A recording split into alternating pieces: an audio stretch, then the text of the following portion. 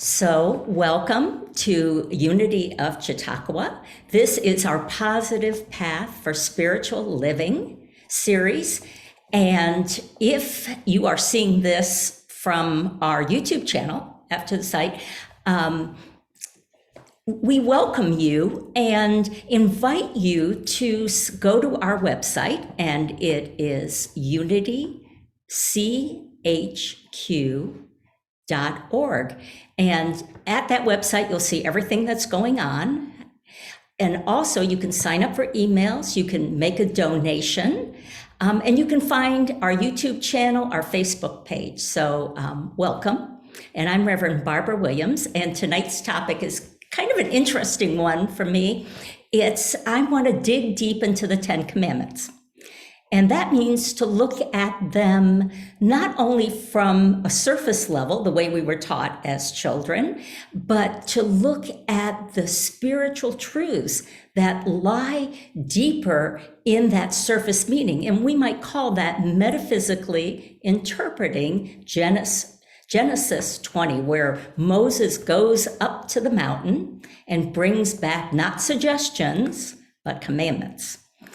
So the thesis for me is that there's a point in our lives where the commandments become so embedded in a different understanding, a deeper spiritual understanding, that we actually live them easily because it's just who we are. So I want to read a little from Emmett Fox, and if you've ever read Sermon on the Mount by his book, phenomenal. First book I ever got that as I began in the late 70s in Unity. But he also talks a lot about the Ten Commandments, and this is what he says about them. The intent of the commandments is not to impose rules from above, but to keep us in alignment with the flow of divine energy and the working out of divine law. At this fairly early stage on our spiritual journey, we aren't ready to understand the underlying spiritual truths. It is enough that we obey the commandments out of fear of negative consequences, kind of what we were taught as little kids, our understanding. As we move towards spiritual maturity, we learn to replace the fear with love. We obey the same commandments, but we do so out of the energy of love for God, for ourselves, and for our neighbors. This is, of course, at the very heart of the message of Jesus Christ. He made it clear that his teachings were not intended to replace the law, but rather to shift our understanding from fearfully obeying arbitrary rules to joyful cooperation with God as loving and creative law. And so when I was thinking about this, I was thinking of the words of Jeremiah. One of my favorite verses in Jeremiah is, "The law is now written on our hearts."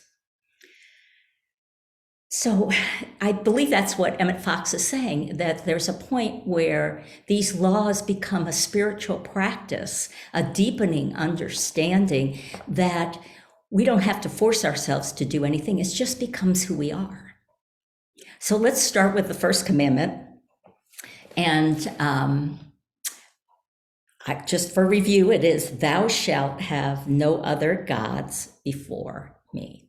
Now, if you think about the time, the thousands and probably almost 4,000 years ago, this was written, all around the Israelites were people that believed in many gods. So this was a big deal to have the idea of a monolithic, a one presence, and what we call one presence and one power.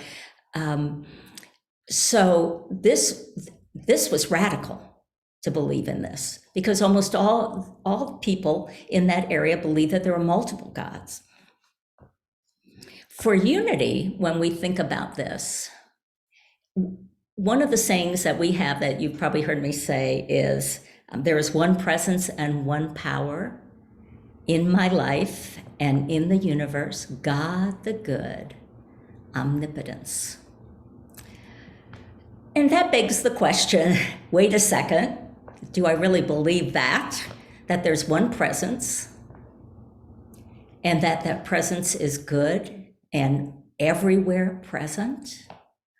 All power, not powerful, because that would put God as an image out there, like a entity, but power itself, peace itself, love itself. God is love, not loving, but love.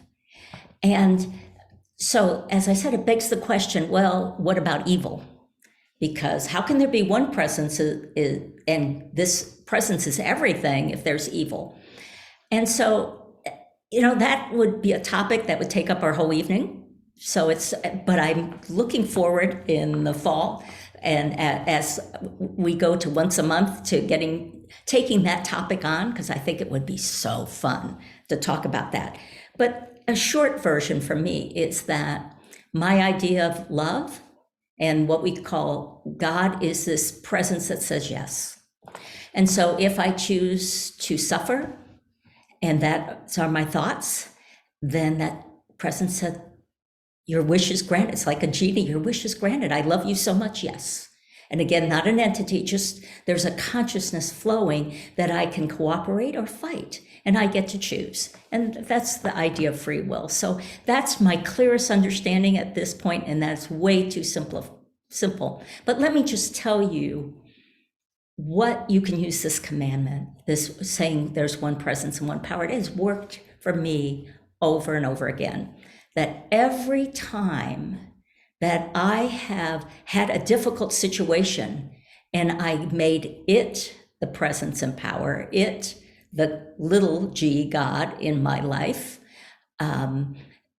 that I was miserable and suffered. And usually after suffering enough at some point, and I've learned to do this a little quicker as on my spiritual journey, I would finally surrender and say there's only one presence. And I would hold that when I got to a place where I could forgive and let go of whatever I felt was attacking me or was in the wrong and was destructive in my life. The minute I could let that go and really believe and show up with this idea of one presence and one power, and how did I know that I really believe it? I become relaxed. And when we were doing Eye of the Storm, again, you can go back to our YouTube and look at some of those. We said living as nothing and no one is against you. That's the feeling, nothing, it's all for me. It's all for me. And when I get to that point, things happen I could never guess, but the situation shifts. So for me, when I see this commandment, there's no other gods before me, I remember, it reminds me, this commandment, that the spiritual depth of it is to know that there's only one presence, and to live that in such a way that I feel assured of that. So that's our first commandment. And by the way, the first 4 commandments are about our relationship with God. And then the following 6 are about our relationship with each other. So the second, thou shalt not have made unto thee a graven image. Again, think of Moses and why this might have been really important. What happened when he came down from the mountain with, the first time he broke the commandments because he was so mad, he had to go back up. And that's because they had taken all the gold, and because life looked so miserable out in the desert, they didn't understand that there was a vision of the promised land for them. And so they made this idol to a golden calf, right? And so this looks at that. Not to make graven images. And some churches have taken that to mean never to have pictures on the wall, never to have anything that you would worship. But I would say if we look at this at a deeper spiritual level, it's like whatever we think is the source of our good is our graven image. So what can those things be? What are the different things that our culture, and maybe sometimes in our life, we've made the source of our good, the graven images, rather than turning to God, where that unlimited source. And a few that I wrote down here is my first one that I've done in my life, money. And unity really, I understand where that comes from. My parents had their own business. They lived at the edge. There were times it was near bank over and over, and my dad got so upset. He even had a nervous breakdown during my life when I was a little kid. I saw all that. And so I said to myself, I'm going to pick a career that makes money, and I'm going to save lots of money. So I understand, but it also cut me out of the generosity of God. So when I made that the graven image in my life, it stops the flow of good. And that's one of the gifts unity has given me, is to free up. Now, that said, things trigger. There'll be a little situation where we have plenty of money and our refrigerator goes, and my first thought was what my parents did when anything broke in the house: panic. But now I can look at it and go, oh, there it is again. That old message, that old pattern, and I can whisk it away and allow myself, and in fact, even practice to, when I'm feeling that, to become more generous. That's one of my practices, so that I don't cling into this graven image. So when I'm feeling tight about money, the first thing I do is figure out ways that I can bless others with it, or other groups, or different things with it. So that's a practice. Other things that we might make a graven image, and you could just see this so much in our culture, is fame, right? Youth, attractiveness, intelligence, talent. These are all the popular gods. And it's not that we don't enjoy these things in life. It's just that we understand that those change, that the changeless are the things that are the image of God for us, the thing that we worship in a way, in that we worship peace and love rather than those things that are changeable. Okay, so number 3. Thou shalt not take the name of Jehovah thy God in vain. And probably if you've been around Unity for a while, this one will be one you have heard probably 100 times, because when Moses asked the name of God at the burning bush, God said, I am that I am. And so Unity looks at that as I am being the name of God. And so if we take the name of God in vain, it's whatever we put after the words I am. So if we claim that I am miserable, sick, poor, all of those are a violation of this commandment. And it's not that we're denying that we're not feeling good. We actually can look at that. We can become the observers, as the Buddhists teach as well. We observe that, yes, I'm feeling this hurt, but it's not all of who I am. And so we observe it, and we can pull ourselves back from noticing it, not resisting it, not going out and keeping ourselves busy so we don't notice it, all the while it's churning inside of us. We're very willing in our stillness, and the times we choose stillness, to look at it and to nurture ourselves through it. At the same time, it's like the idea of saying, I am angry, versus there is anger that I'm observing. And you can see that shift. Now, let me just give a different caveat with that. Is some people say, I do that. I am healthy, wealthy, and wise, or whatever affirmation they're going, this really doesn't work, and they give up.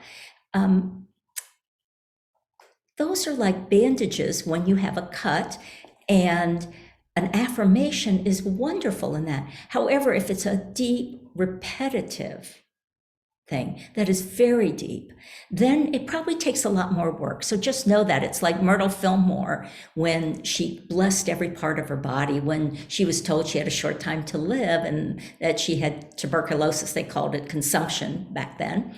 She said that for the first 6 months, as she affirmed the truth, God's truth, that she's a child of God, and did not inherit. She was told she inherited it. A lot of people in her family had died early. I do not inherit sickness. She continued to affirm the parts of her body as healthy.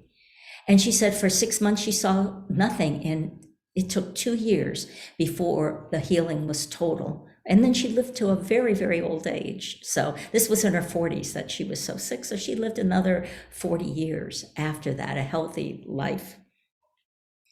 So that is the idea of not taking God's in vain. It's when we learned it as kids, right? It was about don't swear, don't use God's name. That's good too. I like that idea.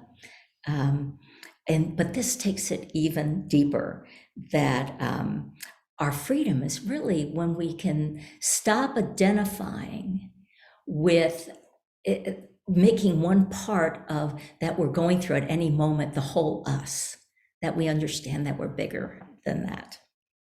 Okay, number 4. Now, this was my whole Sunday lesson. Remember the Sabbath day to keep it holy. So it's really, if you are joining us for the first time on our YouTube, on our Facebook, and I would suggest you really go back to that one so I can look at it. So I'll just do a short version of it now, but just the Sabbath doesn't have to be a whole day. It's a place of stillness that we create where we take time to remember who we really are. And out of that, we take that violence of always grasping and pushing, and that hurts our community, ourselves, our families, because when we are constantly filling every moment, we miss the parts that would connect us to our heart and to each other. So,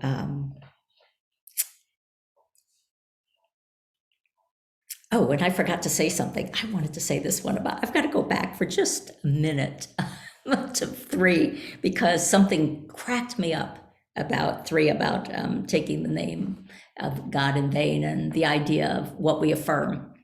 One of the things I affirm is, and I said this to my daughter, she was in preschool, I'm late, we're late, come on, let's get going. And she goes, my daughter says to me, now you've done it, we're going to be late, you've affirmed it. My 3-year-old, darn. So just saying, and she woke me up onto how we affirm things. So not just body or sickness or things like that, but my favorite one, I'm late. Okay, so now we are going into the ones that have to do with our relationships. We're going into number 5. And this one, honor thy father and thy mother. Now, I remember as a kid, this one being taught in Sunday school and having a hard time with it because I was angry a lot at my mom. She's very disciplinarian, hit a lot, aggressive, and I couldn't understand that. My father was the fun, playful one, and my mom it was hard to honor her. And yet, as I've spiritually grown, this has several levels of meaning. One personal with mother and father, that I really, as I learned to love myself, learned to really love my mom and appreciate all the good things she did. But as a kid, I was just resisting, feeling good about her and feeling like I should honor her. Having counseled some people that had situations with parents that honoring him made no sense, meaning cruelty beyond anything I could imagine in there. And the only thing I think we rested in was the fact that, they gave birth. This mother gave birth. Somehow I was fed. The people that maybe were different from my biological mom or dad, but they were an energy in which I entered the world. And so at sometimes that may be the only way to do that, use that commandment. But let's look at it metaphysically.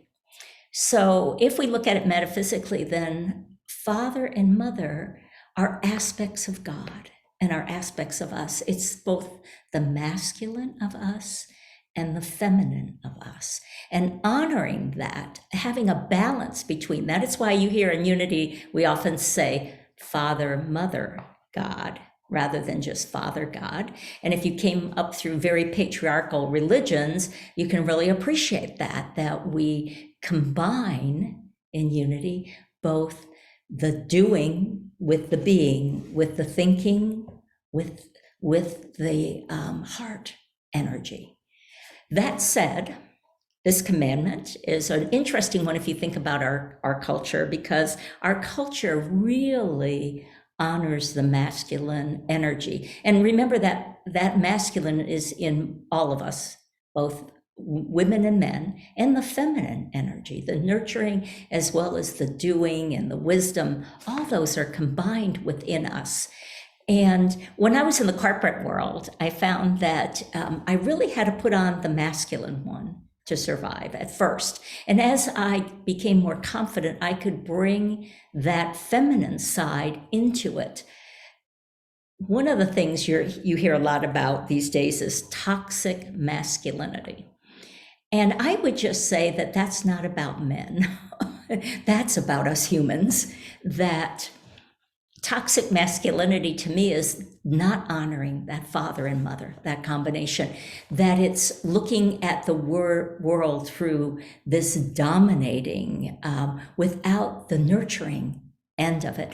And women are taught that just as much as men. Just look at some of the people speaking now in our country. If you look at some of the news, some women as well as men sometimes are expressing this toxic masculinity. So honoring our father and mother is honoring the balance in us. Okay, let's go to 6. Thou shalt not kill. That, we could debate that commandment at a surface level forever, because a lot of people that say they're Christians have very interesting ideas about killing and what that means. And is it murder? Is it just killing somebody? Or is it only if you plan it and so forth? There are a lot of people have given themselves outs on this commandment. But let's look at it a different way, spiritually. A spiritual understanding might be that to obey this spiritually, we should be careful not to kill or destroy other people's ideas, hopes, and dreams. Wow, think about that. Not to kill. We wouldn't think often of killing a person physically, but how many times do we naysay and not allow someone in our life, especially those in our family, think about this, if you have children, you know that there is this temptation to kill some of their, what we consider far out ideas, and this doesn't sound safe, trying this, and we would love to order their lives in a way. And my daughter at a very young age said, stop it. She said, I've got my own thoughts. I'm going to do it my own way. Okay. So she, at 5 years old, she said, I'm quitting school, Mom. People are telling me how to think, and I can't let them. So I took her to a school run by Quaker women who honored that. And if you've been, I went to a Quaker meeting here, and the idea is that the Quakers believe, and by the way, Myrtle Fillmore, co-founder, believed this too. She said, who would force a rose open? That children are like buds, that they have to come in their own time and we wouldn't pull a bud open. We would destroy it. And the Quakers believe that same too. There's this inner wisdom. So she went to a school and she thrived there. She decided she loved school. So killing ideas is, here's some thoughts about that. When we try to change others to make that person into something that we want, not what they want, probably to make ourselves feel safe in it. We probably have some good motivation for them to be safe, but still, it's killing who they are. So in a sense, we are trying to kill the existence of that person as they are and make them into the person we wish they were. So when we hear that thou shalt not kill, there's another idea about what that might mean spiritually for us. And let's just apply it to ourselves too, because I will bet that we kill our own ideas 10 times more than we try to kill someone else's. We kill our dreams and our desires.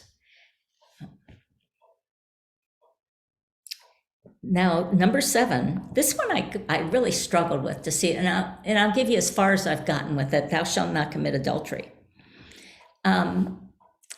Adultery at the surface level is harmful. I mean, we all know that. It harms families and it harms, but I could not begin to judge when there are times that people get caught up in that. So, but spiritually, the closest I could come to that understanding is that adultery represents the air feelings and thoughts that are not in the I am consciousness, meaning the Christ consciousness, that ultimately when we adulterate something, it means that we look outside, rather than having a marriage that is based on, and I'm not talking about a husband and wife marriage, I'm talking a marriage inside our souls, that is based on the Christ, that is based on turning to God, then we adulterate ourselves. We go out and we look for our fulfillment outside instead of putting that marriage of the Christ first. So that's where I am on that so far, and it probably will change over the years. So number 8, thou shalt not steal. And again, this is one that's pretty obvious on the surface, that stealing is not good for our society, but especially it's not good for the thief. So the spiritual meaning is that you really cannot ultimately steal. You might get something that you think temporarily. However, ultimately, the spiritual law of justice is always met. And as humans, we might not see that and think somebody got away with it. But in truth, it's like when Paul said he had a thorn in his side. What we've gained from another becomes actually toxic to us. It always does, in no exception, because the consciousness that it takes to steal means that we have no faith in the abundance of the universe. We have no idea how to connect into the flow and believe and to affirm and then to act on that understanding to allow the good in our lives to come our way. And so if people that steal are really living in such lack consciousness, and it's so harmful for them because it will never end. It will never end. They will have to continue to steal because there'll always be something that's missing, and they have no idea that what's missing is their connection inside. Okay.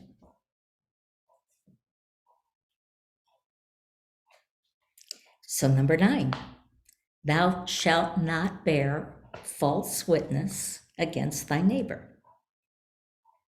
And so on the surface, that's asking us not to tell an untruth about another person. And could be gossip is part of that, right? Things right now, if you think about bearing false witness, just read the news. about it. Actually get onto social media would be where you'd find lots of false witness, and part of that is just not checking deeply. False witness is when we don't check with somebody and we tell a story and we fill in the blanks and we give it meaning based on our hurts, like if a friend doesn't call us and said they would, and then we make up a whole story about how we're not loved based on us not feeling worthy. And so and then we go tell another friend, can you believe what this friend did? That is us bearing false witness for not willing, and we do it with the news, we do it with our friends, we do it with our family, the stories we make without going into that stillness and understanding and the willingness to question and be curious. The other thing about that, as a spiritual sense, is that if we take this metaphysically, we'd say false witness is any time we speak about anyone, including ourselves, in a way that is limiting.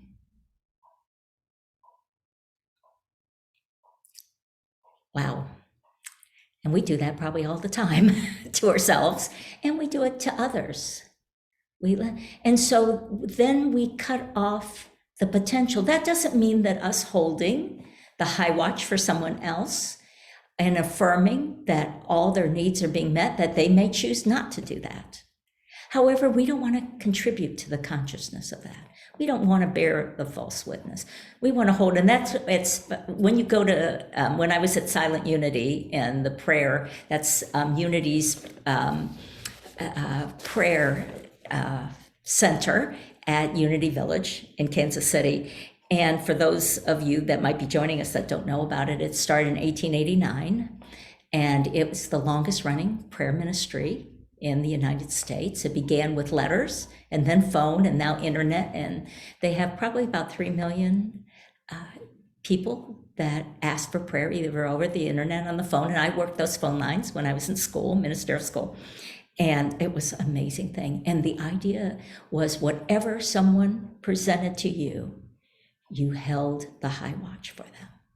So if they said they were lacking in stuff, you affirmed that God was in their lives and that they would open up to that as they became still and trusted. So it was just the most great way for me to personally practice that in my life.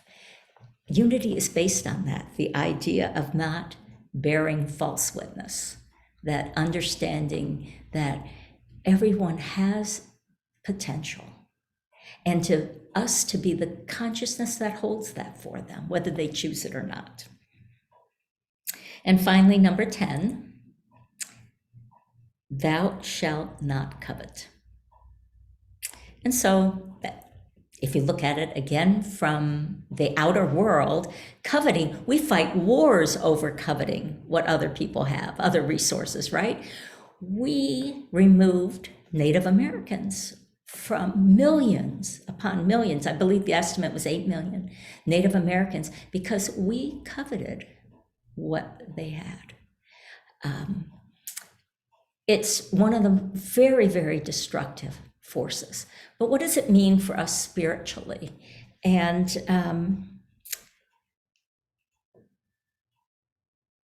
we realize that we don't need to covet anything. Now, does that mean that we don't desire things? But when we believe that there is a flow that we can enter, God's flow of good for our lives, and as we practice that, while desire is a wonderful thing, I mean, there are things you can desire, but you don't covet taking it away. You don't think it's a zero-sum game, that if they have it, then you can't. You understand that there is so much for everyone. And what do you desire? You think about that. I was thinking, what is it that I desire most from other people when I see them? And it's consciousness. I really got that clear working with this commandment because I've been sitting with them trying to think, what do these mean for me? And I realized that I desire the Dalai Lama's consciousness, Or Richard Rohr, if you've ever, when he was here in 2019, 2 summers ago, he is like this bubbly elf who's happy and joyous and just takes life with a flow. So being in his presence, I desire that. And I can work my way spiritually towards that. So that to me is the positive, rather than coveting something and thinking it's zero sum, is realizing that as I see those examples of people that are doing wonderful things, that desire can lead me into a spiritual practice in which I can manifest that for me. So that is our 10 Commandments. And pretty soon I'm going to stop our recording, but I just want to leave you with this one thought, that these laws, as we're practicing what we call our unity principles, knowing there's one presence and one power, that we have that divine pattern within us, that our thoughts have a power to co-create in our world, and through prayer, through the Sabbath, that we can get in touch with that, and then finally we can act on that. So as we live that, these laws now become written in our hearts. And so thank you for joining me this evening. And if any of you want to stay, I'm just going to stop our recording